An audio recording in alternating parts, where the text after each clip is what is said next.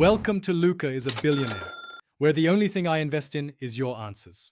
You start by stopping water at the main valve and opening a faucet to relieve pressure. This prevents spraying and gives a clean work area. While the water is off, you dry the pipe thoroughly with towels and a heat gun so adhesives will bond. Next, you expose the leak.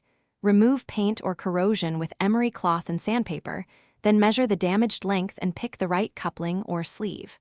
Once done, cut or deburr as needed to prepare for the repair.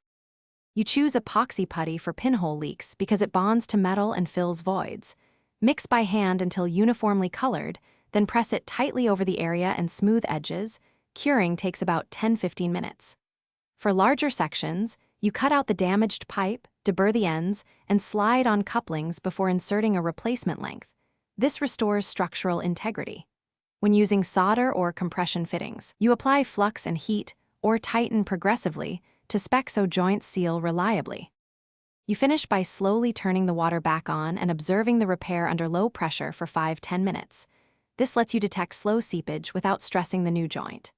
If you see any dampness, make sure to tighten compression nuts incrementally, reseat fittings, or remove and reapply epoxy putty correctly. Sometimes a larger sleeve or clamp is needed. If leaks recur, you should document the location and call a pro for permanent replacement, because repeated fixes indicate compromised piping.